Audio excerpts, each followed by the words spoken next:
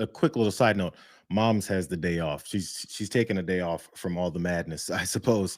So no moms in the chat today. Apologies to all the fans that apparently don't come to watch what I do here on this here stream, but what my mom says every once in a while. So cool. Yeah, okay, fine. For those of you who want to hang around, even though my mother's not here, we got a lot happening though. It's a Friday as usual, and I've got something new. Hope you guys have your weekend beverages ready. It's only new because it's a different flavor. I notoriously hate Monster energy drinks, but this one is an apple one. I don't know. I avoided this the past few times, but we're gonna try it today because I think I'm running out of options here. Happy Friday, everyone. Get your things ready. Let everybody know something you could drink that's a little bit, maybe more detrimental than these energy drinks, or maybe less detrimental. Whichever side you like to float in on this. It's your world. It's your body. Do what it is that you'd like. Okay. As I said, again, lots happening. It is a Friday. As usual, right now, I think what's happening right now is the former president, Bill Clinton, is in a deposition behind closed doors, answering questions then about his connections, his associations with one Jeffrey Epstein, why he's been on that plane so many times, how many times he's been to the island, what he did on that island, what else he maybe saw. I'm just guessing that maybe those are some of the questions that are being asked of the former president, considering he was buddy with him and considering that he's been in a bunch of pictures and pools and hot tubs and all that kind of stuff. I'm very curious to know what he's going to say. I wish they didn't do it on a Friday. But from the same mindset as that, though, we did miss Hillary Clinton's testimony. That is yesterday at around this same time. The spin is real, I must tell you. And if you guys don't remember, there was discussions over how they would do this deposition, this question and answer with people on oversight. I believe this is the committee. After asking Hillary Clinton a bunch of questions, she wanted it open and on live television. James Comer didn't want that.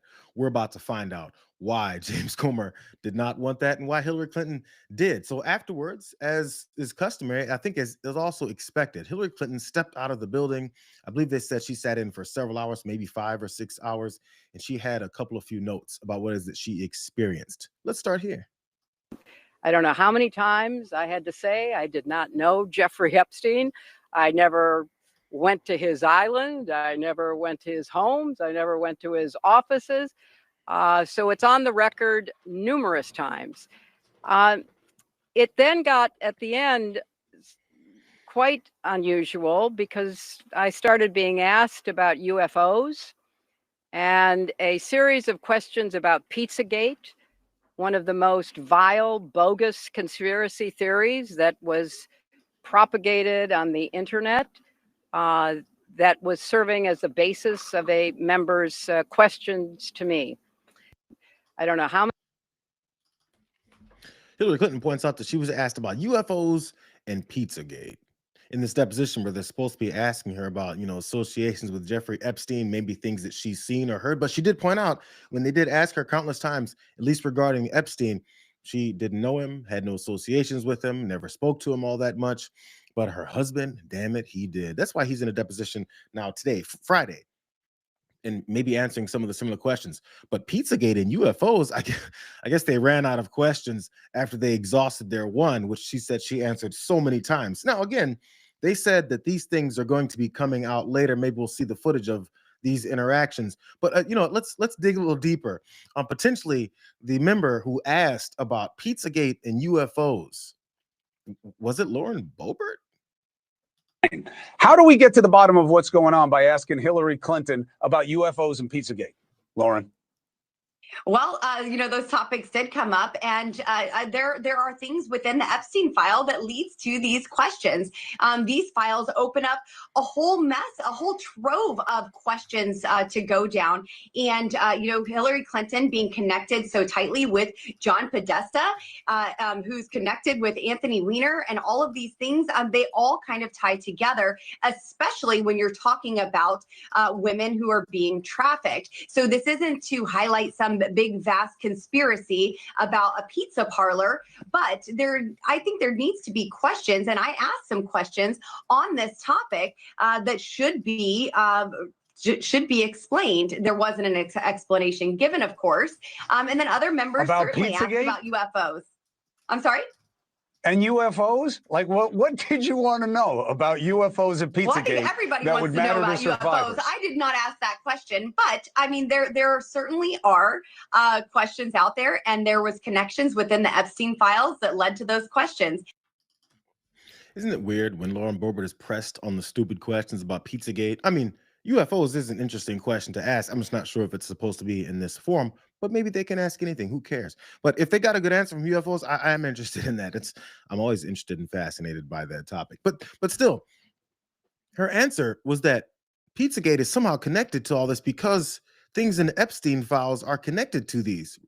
What from the Epstein files is connected to Pizzagate? That's an honest question. I don't know. There's millions and millions of files that they haven't released, but also ones that they have that are completely halfway redacted still. But if she would have just explained what it is that the connection is made, maybe she could have had a better answer. Outside of, I didn't ask any questions. I'm just defending the fact that some unknown person asked those questions. I do have one more question, though, maybe for Lauren Boebert. There's other things in the Epstein files, like the elimination of 3 interviews from a woman who said that she was assaulted, raped, and sexually assaulted by the president of the United States right now. Was there anything about those accusations in the Epstein files that made her want to ask questions about those connections? Because Hillary Clinton was also friends with Donald Trump. I've seen pictures of all her husband, and Trump together in the past. They could have asked Hillary Clinton, "Did you ever see Donald Trump on the island?" Because there's accusations from women who said that he, raped them when they were, girls. It's weird they didn't ask those questions. Maybe Hillary Clinton gives us some more revelations about this deposition that took several hours for her to go through. She had more to say. It was disappointing that they refused to hold a public hearing, so I wouldn't have to be out here characterizing it for you. You could have seen it for yourself.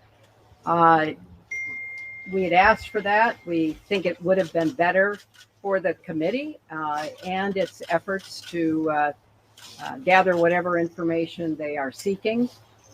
We had a bit of a challenge in the beginning because we had agreed upon rules based on the fact it was going to be a closed hearing at their demand. And one of the members violated that rule, which was very upsetting because it suggested that they might violate other of our agreements. So we had to cease the hearing for a period of time until we could get assurances that no rules would be broken going forward. And we returned to answer questions repetitively, literally over and over again. So there was the big, I guess, drama of the day when the hearing had to be paused because there was a bit of a leak. I mean, rules were broken by James Comer's own, like, very vehement declaration that they have to have this behind closed doors because obviously Hillary Clinton wants to make this some kind of spectacle in front of the American people. But the only people that can make that a spectacle are the people that are asking all the questions. But that brings us back to Lauren Boebert, though, because what happened was this picture was released and then leaked to Benny Johnson, that piece of shit. And so he broke this out and posted, breaking, the first image of Hillary Clinton testifying under oath about Jeffrey Epstein to the Republican Oversight Committee. This is the first time Hillary has had to answer real questions about Epstein. Clinton does not look happy. Then he pointed out that Lauren Boebert gave him that photo because he probably figured I might get into some hot water for this stuff, because these guys whose asses I kiss every day, they demanded that it's closed door hearings, and they just started breaking some rules, which I think is a good indication that they may break other rules because it's kind of what they do. So the whole thing kind of blew up, and Benny Johnson figured, let me defend myself. So from these issues that folks had with his plan to, I guess, get some clicks from the picture that he got, he posted again. This is insane. The deposition is being filmed. Hillary wanted it to be done live on TV. The entire deposition will be released soon. Representative Boebert gave me permission to post the photo with credit. Hillary's trying to get out of answering questions about Epstein because of a pic. Let's not try and spin this, bro. So you think the problem is that we wanted you to give Lauren Boebert credit for the picture that she leaked, that she wasn't supposed to be taking in the middle of a deposition that was demanded by her party, happened behind closed doors, so that we don't see directly what is that happened, so they can manufacture it and fix it later for all the embarrassing moments potentially. Potentially, these are just my assumptions at this point. I could be completely wrong, but he's trying to make it seem like there's this distraction trying to be had from the fact that they asked her about Pizzagate and UFOs instead. So the wagons continued to circle. Lauren Boebert must have got a couple phone calls and text messages, and she then responded and said, Benny did nothing wrong, proceeding with deposition. Okay. Did you do something wrong, Lauren? See how the accountability keeps jumping around? No one ever takes responsibility for their actions from the party of personal responsibility. They just break rules and say, he didn't do anything wrong. He just breaks rules and says, I didn't do anything wrong. She gave me permission. What are you guys so upset about? I actually don't care that they released a picture because the whole point then was to spin for his idiotic viewers into thinking somehow that means something. A still picture. Yes, that's right. Hillary Clinton was in a room talking for a few hours. I think everyone already knew that. So still, one more clip from Hillary Clinton talking about what it is that she experienced there. And I think this is the main crux of what is that had her frustrated, if there was any points of that within this deposition. No Republican member asked any questions about Jeffrey Epstein or Ghislaine Maxwell to anyone else they have deposed. And in fact, the Republican members didn't even show up for the deposition of Les Wexner. And when I said that, I had to point out that the only questions that any Republican member asked of any of the people they deposed was of former Attorney General Bill Barr when Chairman Comer asked him about the allegations, in his view, about Russia's involvement in my election in 2016. It's not surprising, but I think it's okay to highlight this. The fact that none of these Republicans in these hearings will ask any questions about Jeffrey Epstein nor Ghislaine Maxwell to any of these. I'm not sure who they've even talked to. They won't talk to when Les Wexner came in. They won't call in people like Jess Staley, Leon Black. There's tons of other people that they could talk to, but they don't want to because it might reveal a little bit too much and it'll go outside of the bounds of what, since we're only going to believe MAGA folks, that Marjorie Taylor Greene said is the man that's trying to keep all of this undercover. That is the president of the United States. So of course they're not going to show up to any kind of hearings or depositions or questions and answers where they could ask questions that'll make Donald Trump look bad. The good news is that James Comer, who's heading a lot of this for the Republicans, likes to stick his big square head in front of microphones, and people then have to ask him the question that he dodges about why he's covering this up, especially since the revelations that we've been hearing since the end of last week, beginning of this week, about the accusations from a woman, as was a minor at the time, accusing the president of assaulting her. I'm sorry, raping her. Here's James Comer in his head. Are you concerned that there has been a cover-up of sexual abuse of a minor by President Trump? There are missing FBI records that appear to be. No, we're looking into the accusation by the NPR. We don't know the answer to that. We know what the administration says. We're still looking to get a definitive answer on that. Are you concerned that there has been a cover-up of sexual abuse of a minor by President Trump? There are missing FBI records that appear to be. No, we're looking into the accusation by the NPR. We don't know the answer to that. We know what the administration says. We're still looking to get a definitive answer on that. How do you know what the administration says on that? How do you know what the administration says on it, considering you haven't had the guy in to talk about those accusations? How do you know why they eliminated 3 of the 4 interviews with that same accuser, and then you just don't seem to care about it? What James Comer cares about is talking to NPR to verify and maybe try to grill them on the information that they put forward. And it's not just NPR. Other folks looked into it and discovered, I believe it's Julie Rubin, I believe over MS Now. Forgive me, I think I got her first name wrong, where she talked in detail as to why they know which interviews were eliminated. And were eliminated because of the accusations towards Donald Trump. It's a question that I don't think James Comer should ever be able to escape. he keeps putting his face in front of microphones and talking to reporters, they should keep asking the question, and his answer will keep changing. Accusers, that's been that both leadership on the House and Senate side, Democratic leadership, and including the ranking Democrat on the House Oversight Committee, Robert Garcia, who's inviting Epstein accusers, but he's not attending himself.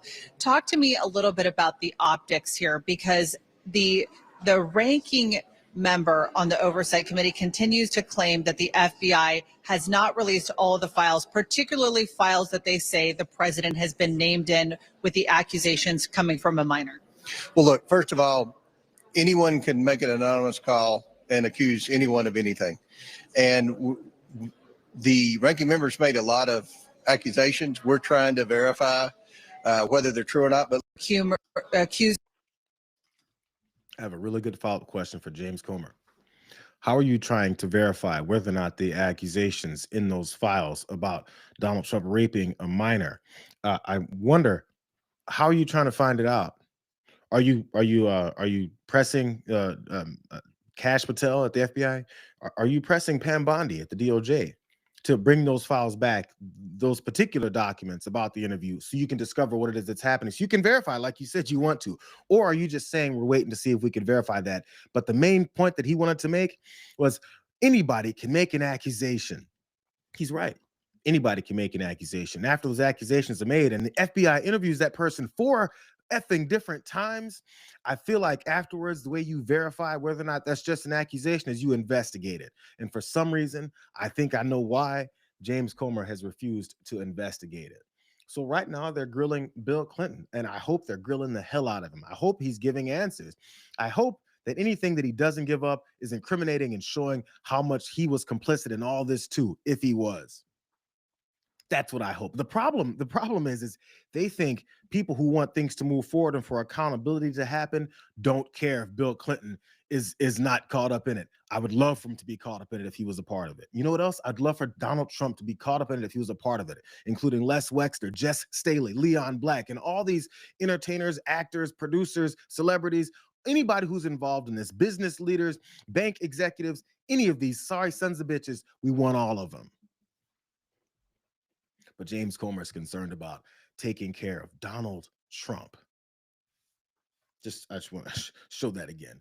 And in case you guys are wondering what the survivors of Jeffrey Epstein's child sex trafficking ring feel about this, what they've said is they're demanding some accountability too. So every time James Comer or any of these other folks go and talk about how they're looking for answers to it and they're not looking for answers to it, understand who they're violating yet again are these victims. In other words, they're pedophile protectors.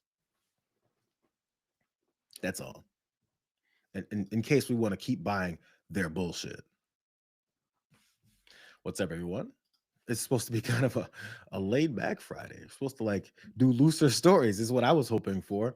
But, you know, we had to start with that as we saw Hillary Clinton in. Maybe on Monday, we'll get the chance to talk about what Bill Clinton spoke about or what people's interpretations of what he spoke about. I really don't want to wait that long, but damn, I got to take Saturday and Sunday away from the stream a little bit, right? So that's happening right now. Maybe you guys can clue me on a couple things as it goes by, but you know, don't watch that exclusively. You know, we still got more to talk about here, which includes another update on ICE, Border Patrol, and their violence in the streets. Let's go to New Jersey, where yet another car accident occurred. That is, as ICE agents were chasing a man through the streets, like, you know, like they're in a car chase video because they think that's cool. This is the follow-up and fallout from it. A couple of men in the streets decided to confront these ICE agents after this horrific car accident. Get your fucking hands off. Touch me. You don't see that, motherfucker. Get your fucking hands off. I'll beat you the fuck up out here. Fuck you think you talking about? Yo, you throw that mace, I'm gonna make you. Play with me. Serve the people. You're supposed to work for the people. These motherfuckers, no, you talking to me. You should be talking to them. Turn around and look at them before they grab her. Turn around and look at them before they grab her, bro. Tough if you want. Y'all chasing immigrants and you motherfuckers are immigrants. I hate chasing motherfuckers in the goddamn snow. Nice brother. You should be arresting these motherfuckers. Fact.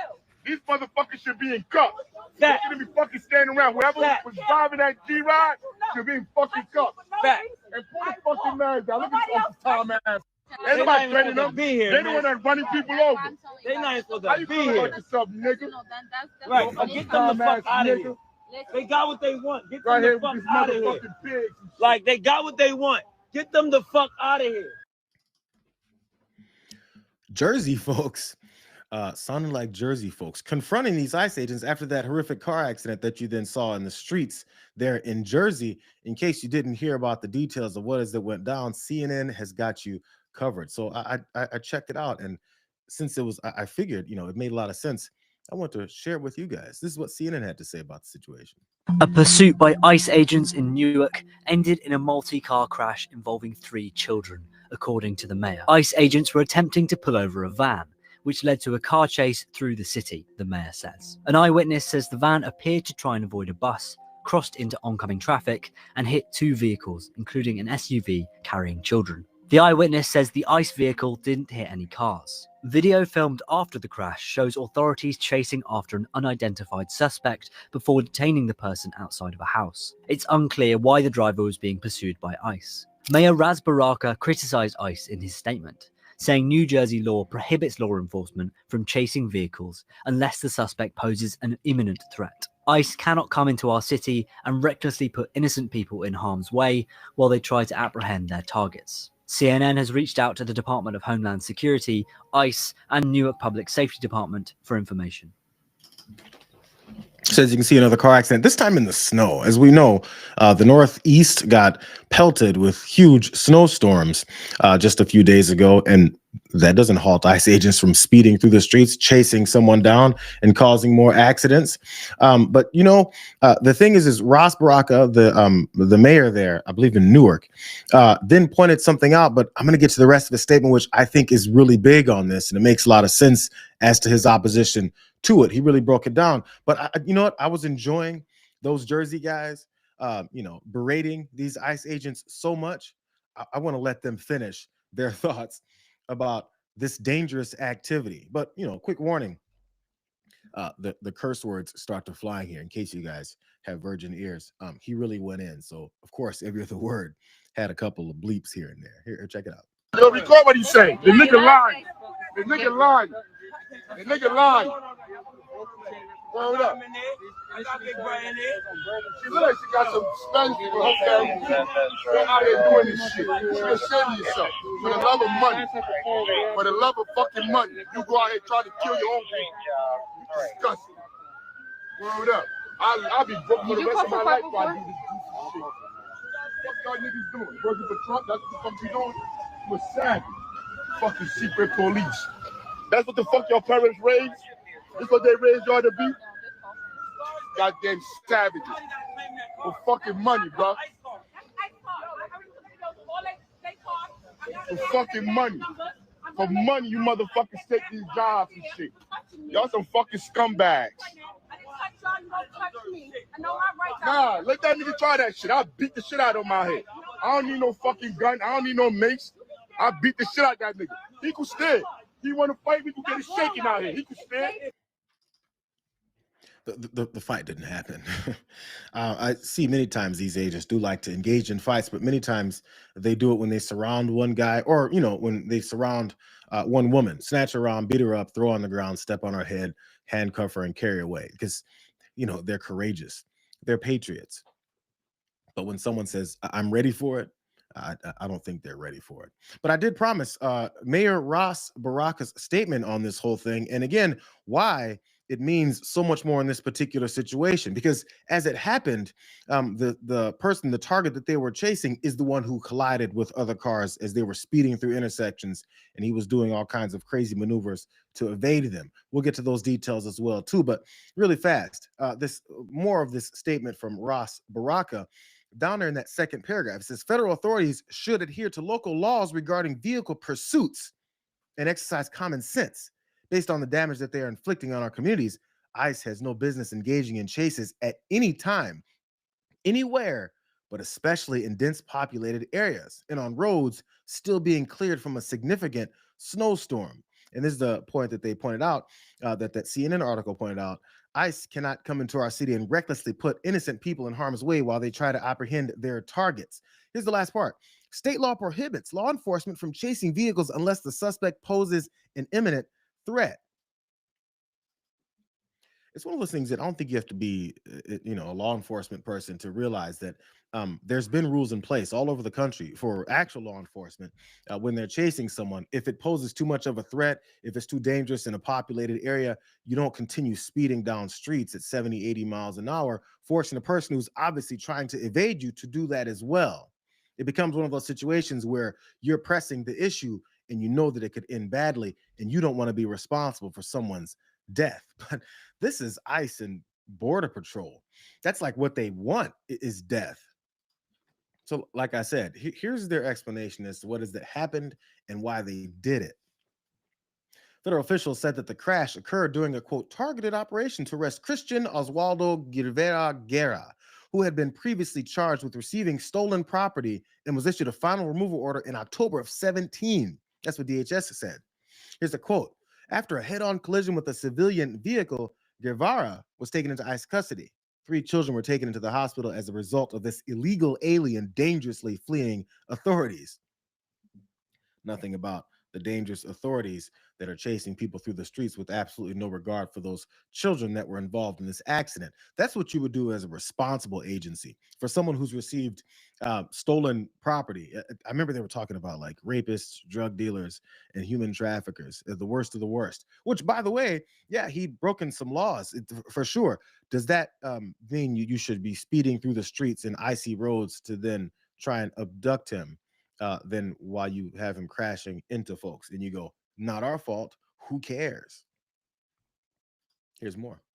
We'll see if that line comes in. The department said that Mr. Guevara Guerra had attempted to ram the vehicle driven by ICE agents to avoid arrest. And during the chase, his van struck other vehicles, including one containing, again, those children, a 12-year-old and 2 15-year-olds, all of whom are siblings. And I believe I read something where they said the mother said they're okay. That's luckily, I'm glad that they're okay. They just don't care. So because the mayor was on a bit of a tirade, this is then what he said he's going to do about it. And this is always the question that I have. Look, it happened. He's upset. He put forward a statement. He's pointing out where they went wrong, which he's correct on. And after that, what are you going to do to stop them? Mr. Baraka said that endangering the community to apprehend an undocumented immigrant accused of receiving stolen property was a ridiculous misapplication of force. Here's a quote from him as well. This cowboy, wild, wild west stuff is not only dangerous, it's proven not to work. You're letting them out in the streets in an urban area, snow falling, kids going back and forth to school during rush hour to chase people through the streets for receiving stolen property. It's bizarre. What it is, it's them doing whatever the hell they want because the president, Stephen Miller, Tom Homan, all the rest of these guys said, hey, do whatever you want. Here's more of what the mayor is going to do. Hours after the crash, Mr. Baraka signed an executive order to limit and document illegal immigration enforcement in Newark. He said that the crash had compelled him to enact the decree sooner than he originally planned. He said ICE should not be engaged in car chases through the city and added that the executive order would help provide clarity to residents and city workers who are confused about how they should respond to immigration officers. Here's a quote from him. We need to let the public know that we are not in cahoots with these guys, that we are not in support of what's happening, that we are opposed to it. I think it's very important for him to do that. There's always questions. It happened, I believe, in LA when LAPD was in a way assisting, but they were talking about being crowd control as they assisted them to continue to abduct and assault people. And what they were doing was, keeping the peace, while then the chaotic people were, not keeping the peace. Maybe something could change here specifically in what it is that this mayor is talking about. But last quote and last discussions about what it is that he's doing about it. I love seeing, actionable plans. The executive order Mr. Baraka signed on Wednesday requires city employees to report any wrongdoing or unconstitutional ICE activity on city property. The order empowers employees to observe federal agents at a safe distance, and it requires them to document any violations of city, state, or federal laws and report it to their superiors. It also restricts the city's law enforcement agencies from cooperating in civil immigration enforcement activities. It keeps the city's law enforcement agencies from cooperating. I love that part. Now, that doing that without a warrant or a judicial order, which of course this administration is saying they don't want any more of. Mr. Baraka said that ICE agents did not receive enough training, especially compared to the city's police officers, and called the disparity in training a slap in the face for both Newark residents and their police force. So if you thought people were chanting about defund the police and take them away from certain types of interactions that they shouldn't be involved in because they killed too many people and assault them and don't investigate and don't actually have any idea of how to quell situations, imagine what we should be doing with ICE, as their objective is actually to cause chaos and to screw people up. But it reminded me of a tragic previous accident that happened that apparently this Department of Homeland Security doesn't give a damn about, because obviously the policies haven't changed, the training hasn't changed, because they don't care about who they end up killing from, their quota numbers that they're looking for kidnapping people in the streets. Do you guys remember this? This is just from a couple weeks ago.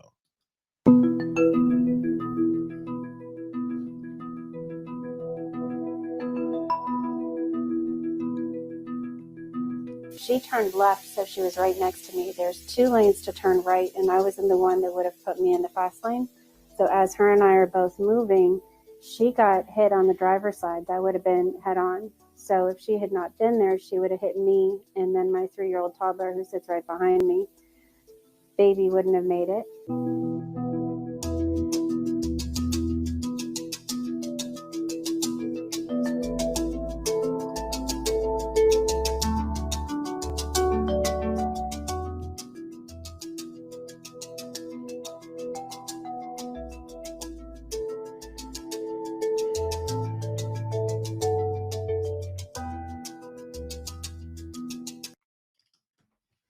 That was the scene from when Linda Davis, that I believe special ed teacher down in Savannah, Georgia, was killed in a very similar situation where ICE agents, DHS, who knows, CBP officers were chasing after another one of their targets, and then he also collided with her, killing her. And the response from these folks, who just had a State of the Union and could have invited her family and talk about how they're not going to do this shit anymore, was, I don't give a damn. It's those illegal aliens' fault. Despite any normal processes when it comes to law enforcement and high-speed chases, they just don't care. Let me show you just how much they don't care. Because again, we talked about the worst of the worst and all the people that they're going after and the reasons why they chase people like this. Linda Davis was 52 years old. She was killed on her morning commute, that is on that Monday, less than a mile from the school where she taught students with special needs. Local and federal authorities, say a Guatemalan man crashed his pickup truck into Davis's car as he was fleeing a traffic stop by these same types of, immigration officers. And, shoulders were shrugged and excuses were given. Probably not even excuses. They don't care. Savannah Mayor Van Johnson and Chester Ellis, chairman of the Chatham County Board of Commissioners, have questioned whether the pursuit that ended in Davis's death was necessary. I mean, it's just a question about it. A spokesperson for U.S. Customs and Immigration Enforcement, Lindsey Williams, said that the fleeing driver had no criminal history. I'm going to say it again. Lindsey Williams, who's a spokesperson for U.S. Customs and Immigration Enforcement, said that the fleeing driver had no criminal history, but he was in the U.S. illegally. Therefore, according to them, Lindsey Davis, it's okay that they chase him through the streets at high speeds, where then he runs into her and kills her. And all they got is shoulder shrugs and middle fingers, because they don't care. They don't care. So you may be doing your normal activities, and you're supposed to be supporting all of their illegal activities. They're taking people off the streets. They're snatching of American citizens out of cars. They're berating and beating up American citizens for recording their illegal activities. All that you may be in favor of, but you just might get sideswiped and T-boned by another one of these high-speed car chases, because, as they keep saying, we're here to protect you. American streets have never been safer. How do you guys think Linda Davis feels about these streets being safer as they claim them to be, which they're not, because the criminals are out in the streets terrorizing everyone. that's the threat now. Maybe they should, tell her family that how they feel about it. Maybe they should tell her students how they feel about how much they don't give a damn about her life. The less accountability that they even approach, the more things like this will happen. It's going to continue to happen. If those two, 3 children in Newark, New Jersey had been killed, they'd be like, who cares? Who cares? They're just kids. All right. I got a couple more things to do. I feel like I'm moving at such a frantic pace because I got a lot to jump through. But I can pause for a second, just for a quick second. Let's like this stream together. There's another like. I enjoy doing that. Also, you guys, the stories come up later on the page, as you know. These will all be up later. You can check them out too. Please share. Also subscribe. Let people know what it is we're doing. Maybe I'll put a couple more clips on other platforms. I'll drop it over on Instagram every once in a while. Sometimes I get a little bit. Sometimes the content dries up over there with all the activity happening. But I appreciate you guys. As we're going through this Friday, this one particular guy I want to start with on this next story is one that I've shown before, but it was on a show when the sound was all screwed up and I had the issues with the restarting and re-updating on my computer, and it screwed up the sound. I was so upset I didn't get to put this up, but damn it, Ben Palmer is back. Ben Palmer is a comedian that's what I've seen some of his posts about, but also what he also owns is a fake illegal immigrant hotline. Do you guys remember this guy? Before, he had spoken to this elementary school teacher who wanted the parents of one of her students, like a 5-year-old kid, deported. So she called into Ben Palmer's fake hotline and she exposed herself as a big ass bigot. I'm not sure if you guys had remembered that. It was a little humorous, but maybe this one takes the cake. This woman is upset about a chicken processing plant and the employees there. This is crazy. I have a website for reporting illegal immigrants, and people end up on it thinking that it's legitimate. I had one person who wanted to report the Hispanics at the local food pantry and also the Hispanics working at the chicken plant. But they trade their kids to the people back in line so they get more food. Have you tried talking to the people that run the food pantry? Yeah, they've been told by management not to say anything because they need food too. It's one of those deals, and it's frustrating as hell. Yeah. So you say that they're non-deserving? Very. Well, the thing is, but they're illegal. They don't speak English. So do we want them getting less food or do we want them just to get deported? Deport them. Let's say we deport, half of the staff at the chicken plant. And is there something that can be put in place there? I'm going to be real blunt.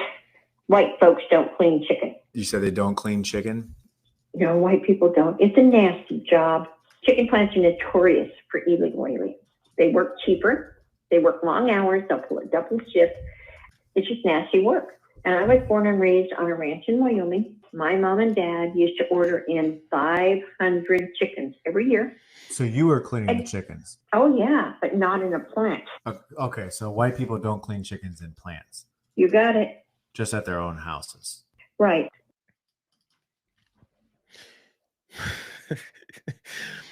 Ben Palmer asks the right questions and follow-ups at just the right time. Everything that these folks say to him, he just throws it back at them so they can hear how they sound, because apparently there's this blockade. When they say things outwardly, their ears don't hear it, and they don't understand how absolutely racist and bigoted they all sound. But she pointed out how these folks aren't deserving of any of these food pantry items. How could they? What are they doing here? These are my taxpayer dollars. She doesn't care if they're going to, multi-billionaires. She doesn't care about that. What she cares about is that people are getting a couple cans of food. But the real thing here is how she's being really blunt, how she's blunt here, which actually means really racist here.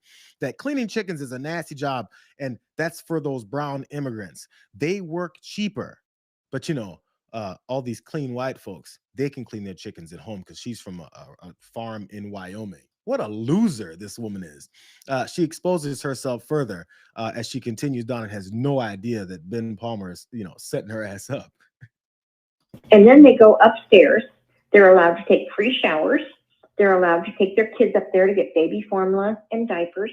And I just have a problem with it. I pay taxes. I'm upset. They're cleaning their bodies. Yes. We don't want them to smell good. Yeah, I know. We want them to keep being unclean. We do? We do? I guess we do. Who's paying for the water? Who's paying for the electricity? It's not them. Maybe here's a wild thought, wild hypothesis. Maybe the chicken plant that employs them is paying for the water and the electricity. Maybe it's none of your fucking business who pays for the water and electricity from a plant that has employees there. Maybe you should be concerned about the fact something else that you said.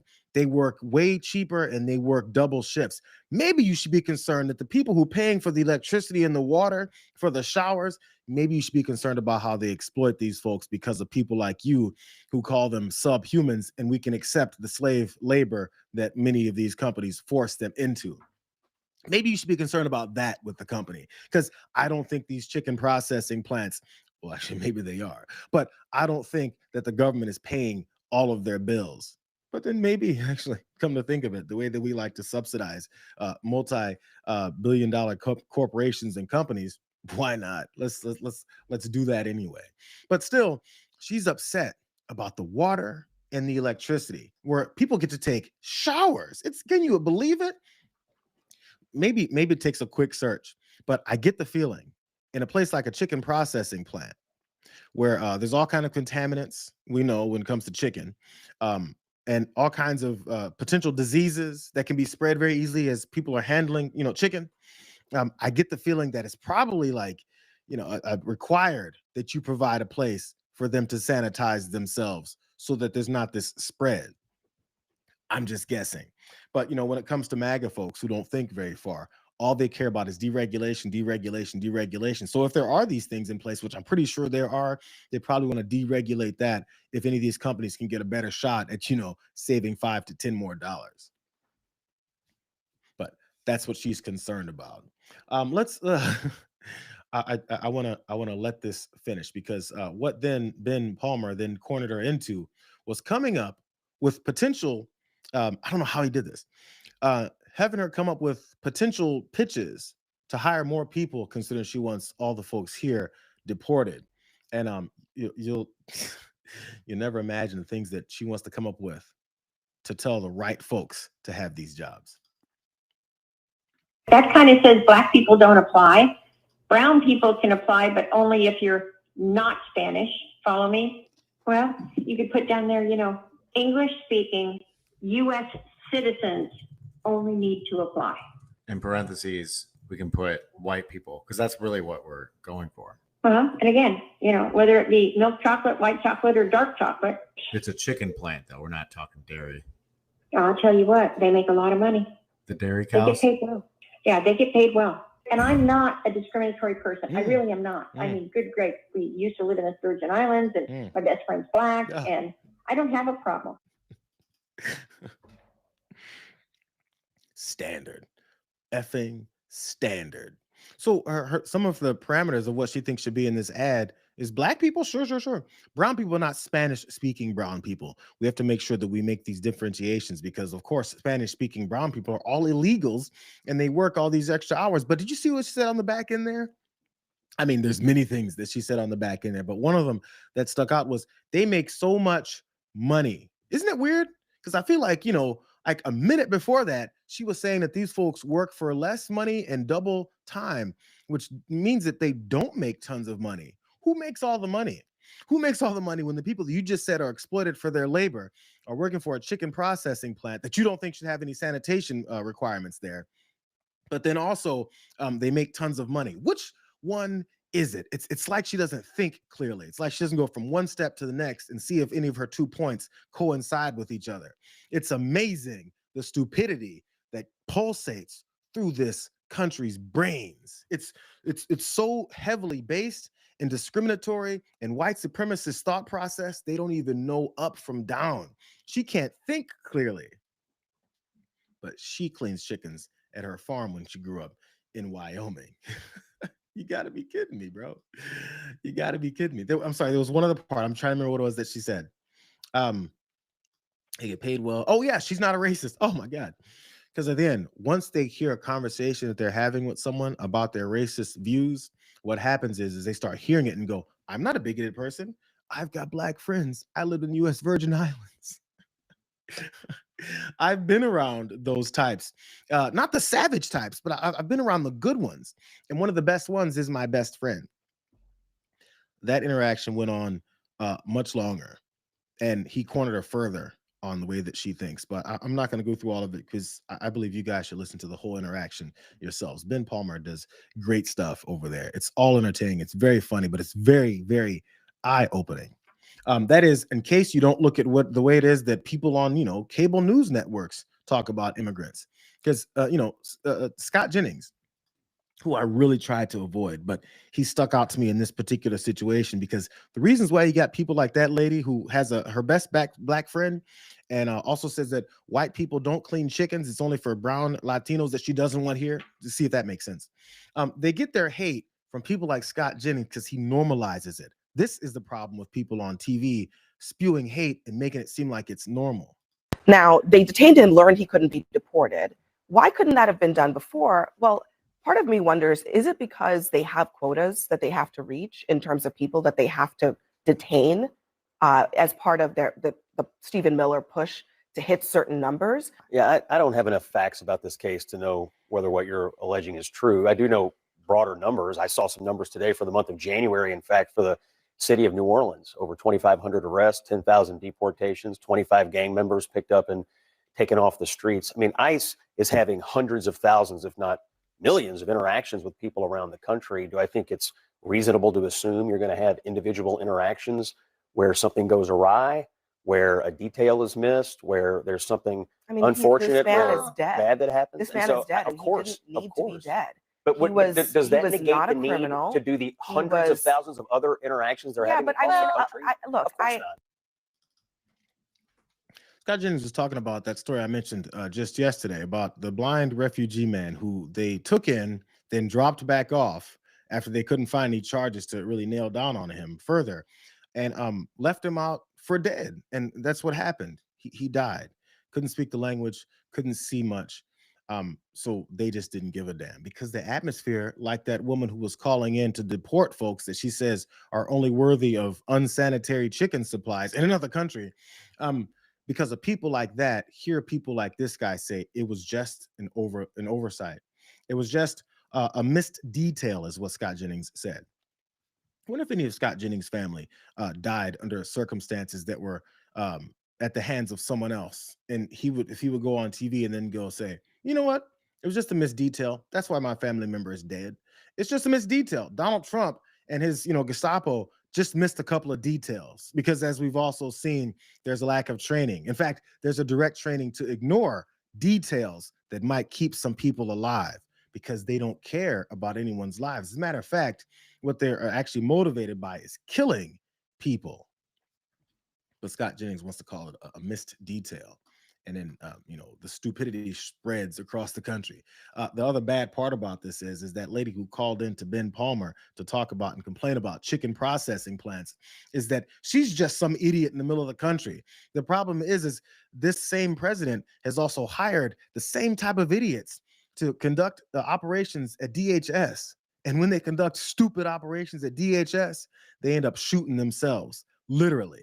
Overnight, concern and outrage after a group of congressmen announced the Department of Defense mistakenly shot down a Customs and Border Protection drone near El Paso, Texas, prompting the FAA to restrict flights in the area around Fort Hancock. For the Department of Defense to shoot down a Customs and Border Protection drone would demonstrate a shocking breakdown in air domain awareness. In a joint statement, 3 Democratic congressmen saying our heads are exploding over the news. They claim the Trump administration has sidestepped a bill that would have trained drone operators and improved communication between government agencies, including the FAA and Homeland Security. But the administration says it's working to mitigate drone threats by Mexican cartels and foreign terrorist organizations at the U.S.-Mexico border, and insist the engagement took place far away from populated areas, and there were no commercial aircraft in the vicinity. In geographic areas where military and civilian law enforcement aircraft are working together,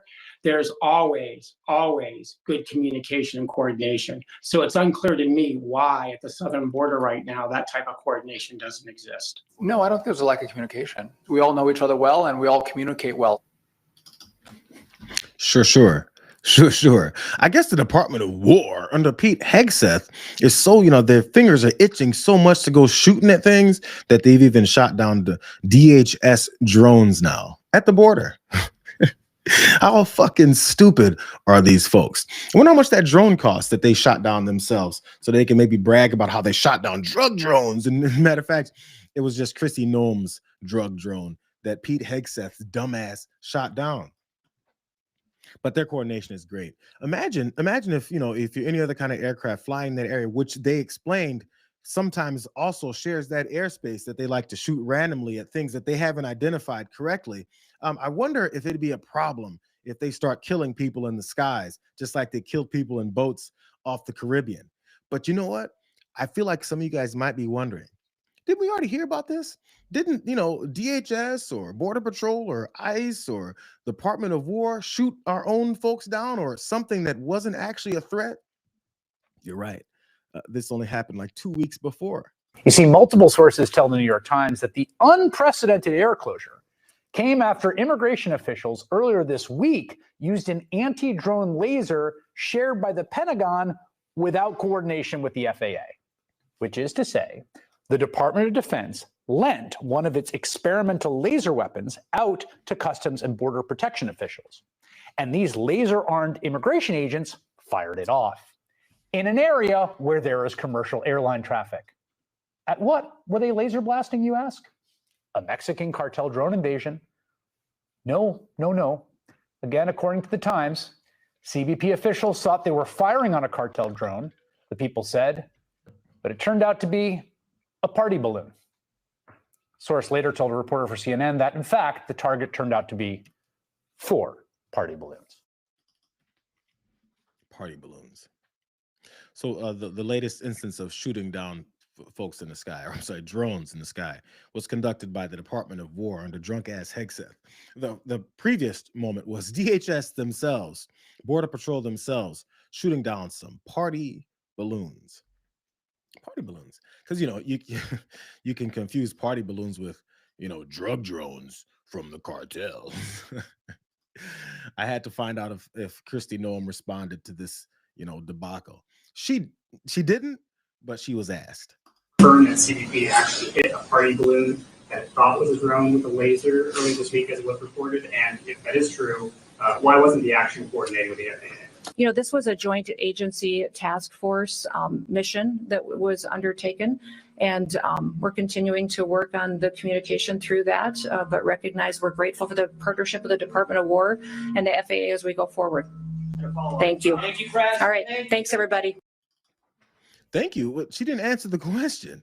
What's your thoughts on this? Are you guys going to make this better? Are you going to coordinate things to be different? We saw it, and we're going to continue to fuck things up. That's really all the answers that they've got. Zero accountability. That's why she ran off afterwards, in case there was like a half of a reporter in that room that was going to ask her, wait, you didn't answer the question. Isn't this dangerous? Don't you have an accountability to the American people? Why are you wasting taxpayer dollars on shooting your own things down? Oh my God. Is everything you're saying just bullshit and fluff? I mean, I think these are standard follow-up questions for these idiots. These are the folks who are stealing, then wasting your money on all their projects. If you ask Kristi Noem about her flights, about the new jets that she wants, and how she fires pilots for not bringing her Snuggie onto planes, yes, all that's true. I feel like she won't want to answer those questions either, because they don't want us to realize how bad this really is. What's bad is that I got like a few minutes left before the top of the hour, and I've been promising this Candace Owens thing like all week. Do you guys really want to hear about Candace Owens? I keep pushing it back to the end because I'm not really sure if the gossip side of things is really something I want to jump into. So I guess it will go over by a few minutes. So I'm sure some of you may want to run off to the damage report, but I feel like I want to squeeze it in a little bit. I mean, it is Friday. I talk about all this angry and depressing and devastating things all the time. I just want to show you. I don't have many opinions on how right Candace Owens is in these situations, because honestly, I don't care. But she is really becoming a thorn in the side of her own people. She's, as you guys have maybe known, which I don't pay close attention to, she's broken with Ben Shapiro. Now they fight regularly in public. But over this particular thing, man, has she pissed some people off. The continuing fight between her and Erica Kirk, who had that very angry moment where she looked up and her eyes were red. It continues. Candace Owens. She's not going to stop. This is a teaser that she had for a new docuseries that she began this week. This was startling. President Trump says that Kirk has died after he was shot from a nearby building after being shot at Utah Valley University. The great and even legendary Charlie Kirk is dead. The cries of this widow will echo around the world like a battle cry. I didn't even get to give him a kiss goodbye. That young man, I forgive him. Take your time. Erica Kirk has been named the new CEO of Turning Point USA. My husband's dead. I'm not trying to be morbid, but he's dead. It's weird to say excited. Describes her husband's funeral as the event of the century. Merch, hats. We have 50,000 plus hat orders. Nobody knows why she's out there in a glittering pantsuit in a recreated tent that her husband tragically was murdered in, throwing merch out. Everyone grieves differently, so if someone's acting weird, don't read into that. Zionists, the Prime Minister of Israel, all lied through their teeth about Charlie Kirk. Her operation was in Constanta, the epicenter of Romania's trafficking scandal. Weird conversations to have with a 15-year-old. I'm going to touch your butt. $8.6 million to their own shell company. What is going on? We have nothing to hide. My aunt used to tell me, never do something that you don't want on the front page of a newspaper.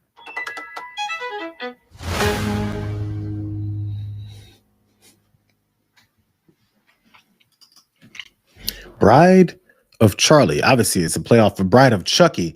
I believe, the Chucky series. Wild stuff. So there's that teaser there from Candace Owens.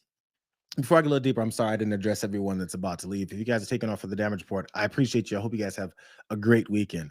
I'm only going to dig into this a little bit just because the response is it's pointed and they're very upset about this whole thing.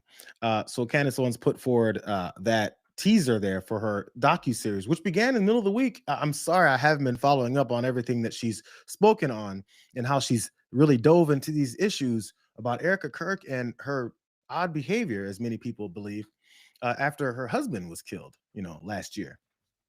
But Meghan McCain, John McCain's daughter, she did post about it. They're very upset. She says, pure, unadulterated fucking evil, she writes. Who in God's name would put a woman whose husband was brutally assassinated in front of the entire world through this? I'm so upset by this. I'm just so deeply sorry Erica and her family have to be put through this. That was one of the responses from one of the bigger names of this whole thing. But as this has happened, more folks have dug in a little bit deeper about the things that Candace Owens apparently has been saying about Erica Kirk and, the blow up here and how it somehow led to this here docuseries where she's going to expose that man's widow. One poster who's been, very active, put together a quick little progression of Candace Owens and what he's showing and saying her thoughts are about who's the real culprit. It gets super soap opera dramatic here. But I'm starting to think that the assassination of Charlie Kirk was something akin to a regicide, right? The assassination of a king to install a new ruler who the king would have never approved of. Anyways, back at headquarters, I am told it's business as usual. And it's kind of giving me LBJ when he gets sworn in that famous picture. Unfortunately sworn in. Unfortunately, of course, he's sad in this photo. Gosh, he's obviously not wanting to be the president of the United States. JFK was shot and killed. And now LBJ has to step up, unfortunately. But I got to be honest, I wasn't there. I don't think LBJ was actually that upset. I don't know why.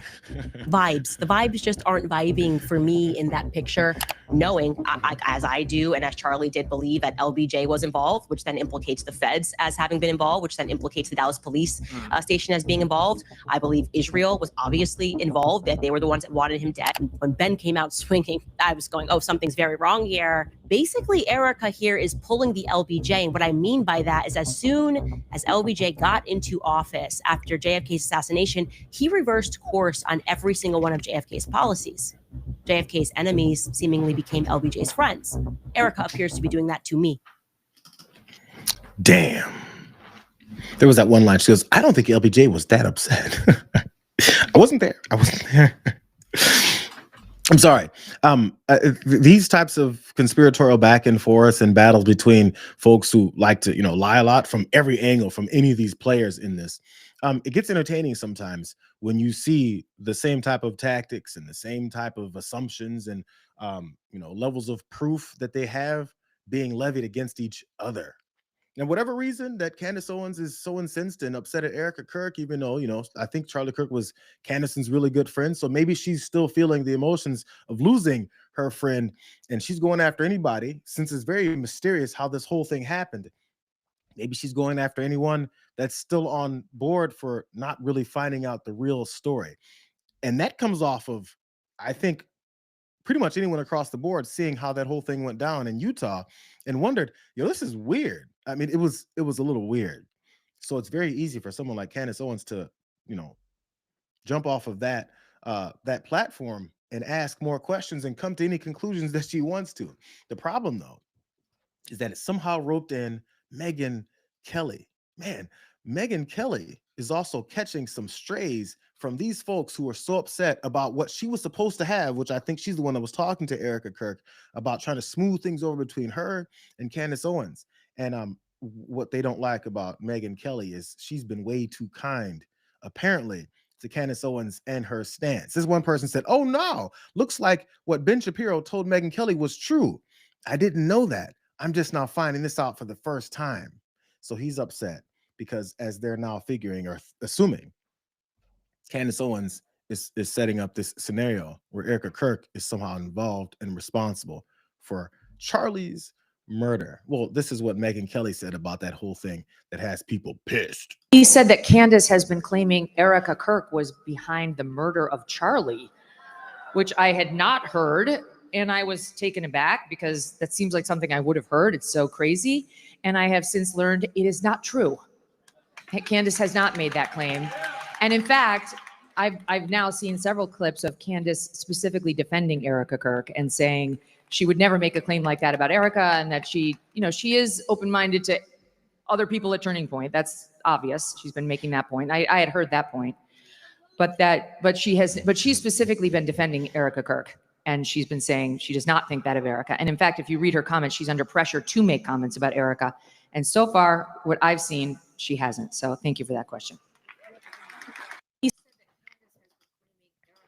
She may have thanked them for that question, but I don't think she's very happy with the responses and answers to it. Because again, like I said, the conspiracy theories that Candace Owens is putting out there has a lot of, true loyalists to Charlie, to Ben Shapiro, has them upset. Here's a couple rando responses. Because look, these are the folks who will now turn on Megyn Kelly despite her white supremacy and her fealty to Donald Trump, and and her apologies for Jeffrey Epstein and his kind of pedo behavior.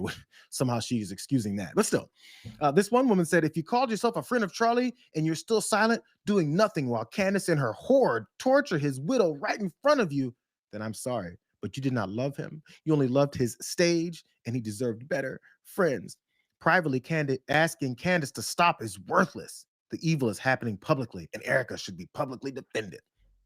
She's upset about Megyn Kelly not really getting all upset about this whole thing, and actually, saying that Candace is on the up and up. It's crazy. Here's another guy. He says this spreads further. More random shots being fired at anyone else. This guy says, fuck trying to get Megyn Kelly, Knowles and Pozo to support Erica Kirk. These are a couple more conservative talkers, Knowles and Pozovic. Where is JD Vance, he asks. Your coalition is not more important than defending your friend's widow, unless it is, in which case we've learned everything we need to know about you. Are they beginning to turn on JD Vance because of his deep, passionate hug with Erica Kirk on stage? And ever since, he hasn't said anything else publicly to her or in support of her. You know, the drama is really increasing. Hey, here's an old familiar name. Dave Rubin even jumped in. Surprised he didn't get the text from Lauren Boebert from Hillary Clinton's deposition. Still, Dave Rubin says, is it true Megyn Kelly is the executive producer, of this docuseries?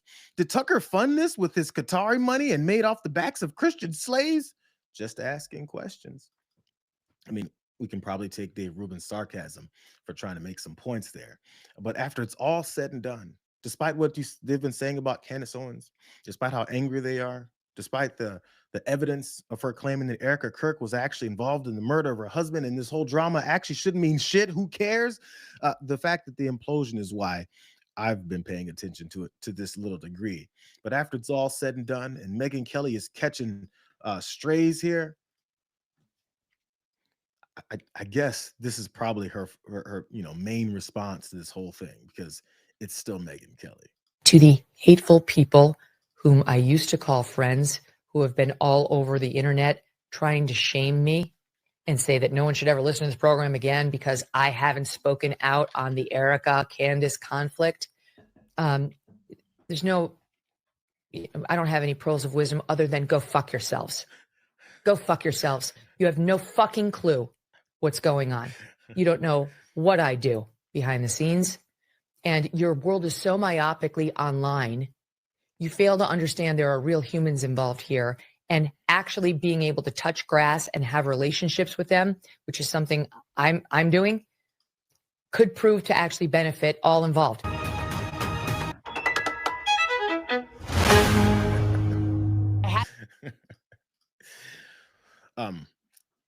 I guess that's the answer.